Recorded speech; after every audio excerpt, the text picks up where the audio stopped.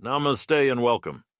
Before we dive into today's story, take a moment to subscribe to our channel for more enlightening content, inspiring stories, and spiritual wisdom. We appreciate your support. Title: The Divine Duel and the Gift of Knowledge. In his spiritual quest, Mahendranath journeyed to the sacred site of Harishwar in northern Konkan. After purifying himself in the holy waters of Gada Tirtha, he began to circumambulate the mountain, a ritual of reverence and devotion. It was here that he encountered Veerbhadra, the formidable son of Lord Shiva, who had taken on a human guise. Veerbhadra, adorned with the unmistakable symbols of divinity, the Trishul and Damaru, approached Mahendranath. "Who are you? What sect do you belong to?" Mahendranath replied with pride.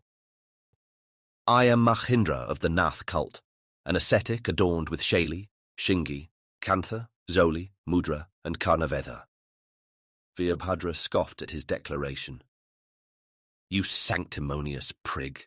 Mudra, Karnaveda, who is your guru? This sect defies our Vedas. Your leader must be a fool." Angered by the insult, Mahendranath retorted, Why such slander? I feel like bathing again just from seeing you."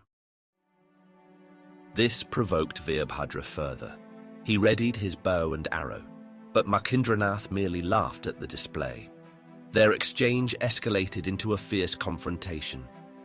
Veerbhadra unleashed his wrath with Kalastra, while Mahendranath countered with Mulamaya's power. The clash was so intense that it threatened to unravel the universe itself.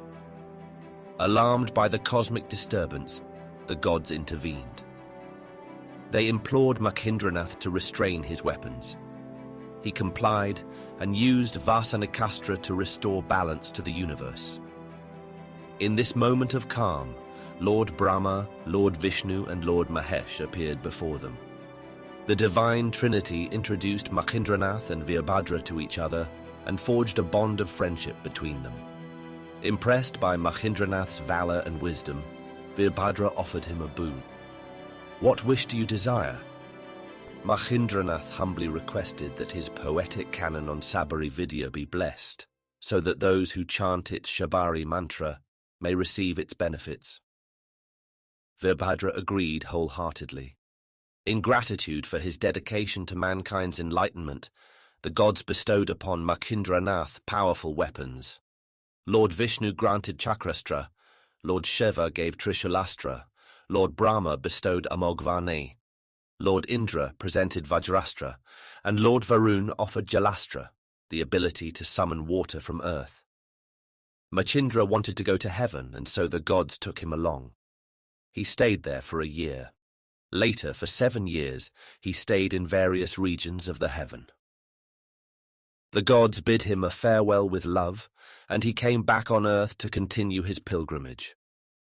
After spending time in heaven and receiving the blessings of the gods, Mahendra continued his pilgrimage and found himself in the western region of India, at the holy place of Vajrabhagwati, also known as Vajreshwari.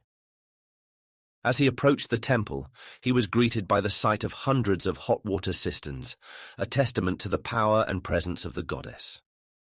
Determined to show his devotion to Vajreshwari, Mahendra decided to create another hot water cistern to please the goddess. Curious about the history of the existing cisterns, he approached the priest and inquired about their origins. The priest explained that long ago, the revered Vashistha Rishi had performed a yajna for 12 years, and all the goddesses had gathered to attend. It was during this auspicious event that the hot water cisterns were created by the divine beings. Filled with a desire to honor the goddess, Mahendra found an elevated spot and began chanting the Hala Astra mantra. As he chanted, a pit with water in it materialized before his eyes. With determination, he continued to chant the Agni mantra, and then he discharged an arrow into the water, causing it to turn hot. After this remarkable feat, Mahendra bathed in the newly created cistern and then used the water to bathe and worship Vajreshwari. The goddess, pleased with his devotion, requested that he stay with her for at least a month, and Machindra gladly obliged. During his time with Vajreshwari, Machindra learned the fascinating story of how she came by her name. It was revealed that when Lord Indra had attended the yajna performed by Vashishta, none of the sages had stood up to welcome him, which had angered the powerful deity. In his fury, Lord Indra had thrown his Vajra, a powerful lightning bolt, at the sages. However, Lord Ram had intervened and neutralized the Vajra with his divine powers. Vajreshwari then emerged from a sacred darba grass in the form of a powerful energy and had swallowed the Vajra. Impressed by her display of strength, Lord Ram had enshrined her in an idol and bathed her with water from the nearby river, resulting in her being named Vajrawati or Vajreshwari.